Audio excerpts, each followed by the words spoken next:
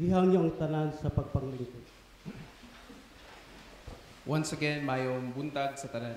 May butag sa Karon ang ika-28 nga Domingo sa ordinaryong panahon. Ug ang atong tema, the God of goodness and possibilities. Si HESUKRISTO, ang Dios sa tanang pagkamaayo o kahimuan. Amen ba mo ana? Amen. God is good All the time, all the time. God is good. Kanunay nato nang madungog diri sa simbahan kana nga linya. God is good all the time. All the time God is good. Tapos ato na siyang ginasugid nga uban sa kalipay diya sa atong kasing-kasing. But the question is, do we really understand how God is so good in our lives? Nakasabot ba gid ta kung nganong maayo ang Ginoo sa atong kinabuhi? Kay base nang uban nato nagsabay-sabay lang pod og kuan baka na bitang labi na kanang nasa baryo bita ka na naimong singgit isa singgit pud tanan. Biba, biba, bisag usa kasabot nganong nagbiba-biba siya ba? Base na ginaay na lang pud ta ang uban sa ato. Do we really experience God's goodness in our lives? Nakasinati ba gid ta sa kamaayo sa Ginoo sa atong kinabuhi? Okay? Our theme this Sunday talks about God's goodness, that He is the God of all goodness and possibilities. Amen. But how do we define the word goodness? Unsaon na to pag-describe, paghulagway ang word or ang pulong nga goodness? Goodness is doing the right thing. Ang pagkamaayo, mao kana ang pagbuhat sa insaktong butang. Okay? Mao di ba nga kung ang usa ka bata naa siya gihimo nga maayo, unsa maisulti sa ginikanan? Very good, anak, di ba? Very good kay ka. Very good kay ka sa school, di ba? Pag imong anak may achievements sa eskwelahan, very good. Keep it up, di ba? You are good when you do the right thing. Usa ka kamaayo nga tao kung gihimo nimo ang insakto nga butang. In our gospel, Jesus was approached by a rich man. Sa atong ebanghelyo nga atong nadungog, si Jesus giduulan sa usa ka tawo nga dato. Okay? He said to Jesus, "Good teacher, what must I do to inherit the eternal life?" Dingon siya nga maayong magtutudlo. Unsa may kinahanglan nako ang buhaton aron madawat nako ang kinabuhing dayon. Okay? Take note nga iyang gitawag si Jesus nga good or maayo nga magtutudlo. How come he knew that Jesus was good if he had no experience from him?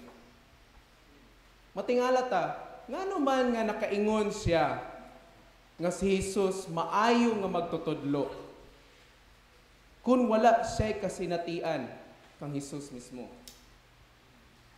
Nga pwede raman ta siya maingon nga, "Bay, nakoy pangutana." Saon man, ani. Pero niingon siya, "Good teacher." Or diya sa uban nga parte sa ebanghelyo, moingon lang sila nga magtutudlo. Pero kini unique kini nga tao nga nangutana. Kay yang ingon siya nga good teacher. Or even if he heard about Jesus, there is no way for him to call him good because he himself had not experienced the goodness of Jesus. Bisan pag nadungog niya si Kristo gikan sa laing tao, pero maglisod gid gyapon siya og sulti nga si Kristo maayo, wala lagi siya nakasinati. Di ba? Kita usahay, di man ta makaingon, ayar man nato makaingon ta nga ang usa ka tawo buutan, maayo, mapinanggaon, kabalo mo atiman kung na-experience nato na, di ba? Gikan sa ilaha. Ayar ta makaingon kung nakaila ta sa ilaha. Okay? You see, we will never be able to tell or even declare in our lives that God is a good God if we are not able to experience His goodness in our lives. Dili gyud ta makaingon nga ang Dios maayo until nga ma-experience nato mismo ang kamaayo sa Dios. Dili ta makasulti ana nga God is good. Ambot lang. O ba, dili sigurado magduha-duha. Kay ngano man? Kay wala man mo naka-experience ana. Wala mo naka-experience nga tinuod bagid maayo ang Ginoo sa inyong kinabuhi. Okay? Or dili ta makasulti nga ang Dios maayo kung wala po ta na born again. Okay? Gamay lang ako ipasabot sa tanan nga ang born again dili na relihiyon. Kasi may hutanan ninyo, unsay mong relihiyon? Born again? Dili na relihiyon. Ang being born again, mao na ang pagbaton og relasyon sa Ginoo. Mao na born again. Born again is a relationship with God. Amen. Mao na kunay mangutanan ninyo, unsay inyong relihiyon? Igna nga ICCEC. Mao na inyong relihiyon, ICCEC. Dili mo born again. Tanan nga nagbaton og relasyon sa Ginoo born again kana inoon. Okay? Mga tanong sila unsa ng ICCEC, ihata ang number ni Bishop para siya may explicar kay taas ka na nga istorya na or ihata ang number ni Father Azul. We need to have a relationship and a deep personal encounter with God so we ourselves will be able to say that God is a good God. Amen. Kinahanglan nga magbaton kita og relasyon og encounter kasinatian diha sa Ginoo aron kita mismo nga makaingon kita nga ang Dios maayo. Okay? That is why when Jesus told the rich man that aside from obeying the commandments, he needs to sell all of his possessions, give the money to the poor, and follow him, the rich man went away disappointed. Mao na nga pagpangutana sa maong dato diya sa atong ebanghelyo, sa giingon ni Kristo sa iya nga buhatan ni, okay? Higugmaa ang imong ginikanan, ayaw pagbutang-butang, ayaw pangawat, ayaw panglimbong. Ningon siya nga, Lord, ako naman ang gibuhatanan sukad pa sa akong pagabatanon. And then ningon ang Ginoo sa ningon si HESUKRISTO kaniya nga napay usa ka butang nga ani mo nahimo. Ibaligya ang imong mga katigayunan, ang halin ihatag sa mga pobre. Balik din ako, sunod na ako. Amen. Pero sa gibuhat sa maong dato, nilakaw. Okay? Niingon diya nga naguol siya og nagmasulubon nga mibiya. Disappointed. Kita, inani man tao sahay. The possessions of the rich man in the gospel represents his everything. Ang katong katigayunan sa maong dato nga giingon ni Kristo nga ibaligya na nagrepresentar ka na sa tanan nga anaa sa maong dato. Kay dato gud siya. So if there is one thing nga iyang ginaampingan pag-ayo, iya gitong bahandi ang iyang katigayunan. Mao gito. Mao to iyang tanan. It was his life, it was his hard work, his dedication and dream. Kay dili siya mahimong dato kung wala to niya hagui, kung wala to niya gipangandoy. Okay? So, mao to yung kinabuhi. Mao to yung tanan. When God tells us to give up or surrender our everything in exchange of Him, a lot of us walk away hurt and disappointed like the rich man. Because how come God can tell us that? Mao nang usahay, mao nang niingon ko nga usahay parehas ta sa maong dato.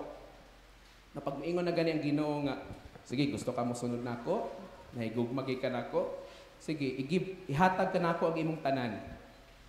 Ang ending, di man ta makahatag, manang mo, kuha na lang ta, bagbagulbol na lang ta.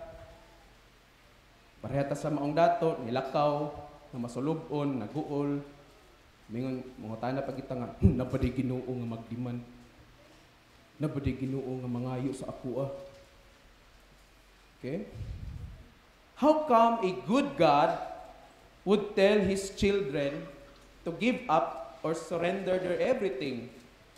Kung saon man nga nabadi ay Ginoo, nabadi maayo nga Ginoo nga musulti sa iyang mga anak, nga i-give up or i-surrender ang imong tanan. Okay?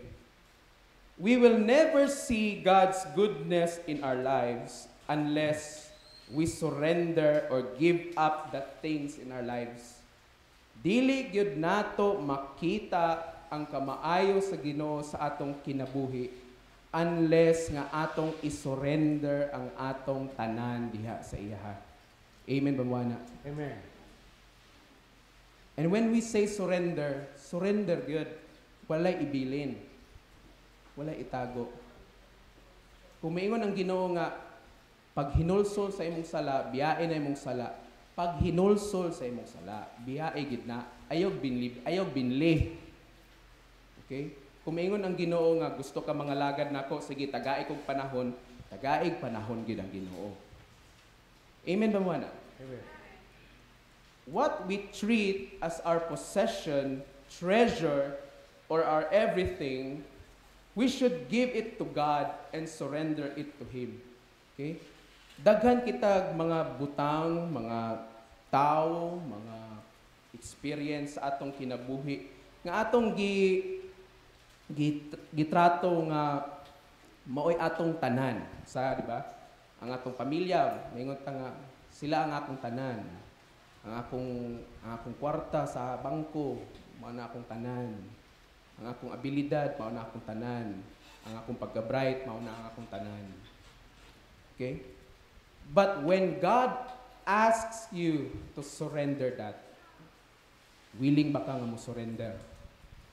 Pero kung maingon ng Ginoo, mangutanang Ginoo sa inyo, nga, ang binanakbe, diri na sa ako, willing ba ta nga mo surrender? Willing ba nato ihatag sa iya? Where God leads, He provides.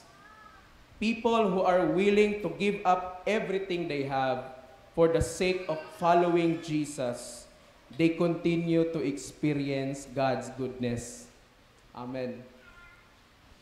Ang mga tao nga willing nga mo surrender o buhatag sa ilang tanan diha sa Ginoo, padayon sila nga makasinati sa kamaayo sa Ginoo. Nganuman, because they allow the Lord to work in their lives. Tungod kay ilang gitugutan ang Ginoo nga maoy mamuhat sa ilang kinabuhi. They exchange their own visions and goals for God's visions and plans for them. They exchange their own strength to God's strength. Nganong padayon man sila nga makasinati sa kamaayo sa Ginoo? Tungod kay ang Ginoo na ang ilahang gitugutan nga mamuhat sa ilang kinabuhi. Lord, dili na ang akong plano ang akong sundon. Imo ng plano ang matuman sa akong kinabuhi. Lord, dili na ang akong pamaagi, kundi imo ng pamaagi. Kay nag-surrender na ko nimo. Amen ba mo, anak? Amen. That is total surrender. Lord, dili na nako kaya nga sa akong kaugalingon lang nga kusog o pamaagi. Imo na. Okay? It is impossible for us to see God's goodness. No. Clearly in our gospel, sa itong ebanghelyo sa versikulo 27, Jesus says, "For man it is impossible, but with God all things are possible." Amen. Kung sa tao imposible, pero sa Dios walay imposible. Okay? Another way to experience God's goodness is not to limit Him. Lain nga pamaagi aron atong ma-experience ang pagkamaayo sa Ginoo is kana bang dili nato limitahan ang Ginoo. Dili nato limitahan kung unsay kaya niya nga mabuhat sa atong kinabuhi. We need to have faith. Kinahanglan nga magbaton ta og pagtuo. Faith that we will experience His goodness in the midst of our problems and difficult situations. Naatay pagtuo nga taliwala sa atong mga sitwasyon, sa mga problema nga atong giatubang, ang Ginoo kaya kaayo nga mamuhat sa atong kinabuhi. Amen ba mo, anak? Amen. Wala ra ko nasuko, hong-hong lang to. The moment we start to limit God on what He can do in our lives, that's the time we begin to feel empty. We begin to feel that God is absent, that God has abandoned us, that God has left us, that God is not good anymore. Sa dihang limitahan na to gani ang Ginoo sa iyang kaya buhaton sa atong kinabuhi, diha na ta mubati nga naay something kulang sa atong kinabuhi. Mabati nato nga gibiyaan ta sa Ginoo. Mabati nato nga walay Ginoo. Mabati nato nga dili maayo ang Ginoo. That is why we need to believe. Mao nang gikinahanglan nga mutuo ta. We need to believe that all things are possible if we believe. Amen. Kinahanglan nga mutuo ta nga ang tanang butang mahimo kun mutuo ta. Believing nowadays is so difficult to do. Karong panahon na lisod kayo ang tao patuohon. Okay? Why? Because people get fooled easily. Dali ra kay mailad ang tao. Ang tao dali ra ma-scam, di ba? Mao na ang mga kadaghanan karon magduha-duha na mag-order online sa mga butang kay kabalo basig either amo abot bato, balas sa baka na or katong nakita nimo nga nindot kay sa picture pero pag abot sa personal dili day mao. Ana ba? Mao na ang tao maglisod nagtuo. Magduha-duha nagtuo. Sige, ang kanunay nga panagang, bot-bot raman ang imo eh. Di ko tuwa na. Kaya ikaw raman nag-ingon. Diba? That's the reason why it is so difficult for others to believe. But I tell you, my brothers and sisters, when we believe in the Lord Jesus Christ, the only thing He will never give us is disappointment. He will not fail us. He will be faithful in His word and promises. He will continue to be good even if we are not good. Okay? Ang assurance ragid nato na kung mutuo ta kang Ginoong HESUKRISTO, dili gid ta maguol. Dili ta mulakaw nga masulubon. Dili ta niya pakyason. Magpabilin siya nga matinud-anon ug maayo bisan dili na ta matinud-anon ug maayo.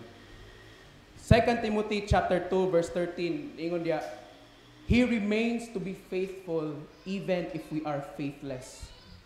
Nagpabilin siya nga matinud-anon bisan kita wala nay pagtuo. Ingana ka maayo ang Ginoo nato. Ingana ka maayo ang Ginoo nga inyong gisimba karon ug kada adlaw. Mga ministers, ingana ka maayo ang Ginoo nga inyong gialagaran. Amen. Mga clergy, ingana ka maayo ang Ginoo nga atong gialagaran o atong gipanaaran sa atong kinabuhi. I hope and pray that after this, we will begin to truly understand the words, God is good all the time. Nanginaot ko nga, human niini nga pagsimba, atong masabtan kanang words nga God is good all the time. Nga makasabot na ta ba nga, oo, dili lang day ko kanang magsabay-sabay lang day sa uban day nga singgit pa ko all the time. God is good. Kana ba mo singgit ka nga kay nakasabot na ka nga, yes, tinuod na, God is good yun. Okay? That we will now declare it full of genuine joy and firm faith because we now totally understand that God is indeed a good God. Amen. Kana bang naanay tinuuray nga kalipay o lig-on nga pagtuo sa diyang moingon ta nga God is good. Tungod kay siya gyud Dios nga maayo. His goodness is running after us, especially for those who are willing to surrender to Him. Ang pagkamaayo sa Dios naggukod gid na kanunay nato or mag-una pa gani na nato Wa pa ta kaabot, pero ang pagkamayo sa Dios tuwa na daan, ready na para sa ato. Okay? Especially sa mga tao nga andam nga mo surrender ya kaniya. Amen ba mo ana? Amen. Kinsa niyo diri ang gusto mo surrender sa Ginoo karon nga kabuntagon? Pataas kamot. Okay. Tanan mga ushers, tanan nga nagpataas og kamot, tagay nag sobre unya ha. Tagay na sila sobre unya. No, wala na ni amen. Na unsa. Kaya ana magina mga lagad na sa Ginoo. Mo surrender kita sa atong time, sa atong finances, kay of course prinsipyo gud nas Ginoo. Ganahan na sila niya mga eksobre na. It's time for us to surrender to God. Sa atong gikanta kaganina sa atong offering, more than anything, more than worldly wealth, more than life itself, I love you, Jesus, more than anything. Ba? What a powerful declaration. It's a song of surrender before God. Nga, Lord, nahigugma ko nimo labaw pa sa akong bahandi, labaw pa sa akong kinabuhi. Dili na ko ni mahimo, dili ko mahimo kung unsa ko karon, kung wala ang imong tabang, kung wala ang imong grasya. I love you, Jesus, more than anything. Amen ba mo ana? Amen. Palihog manindog.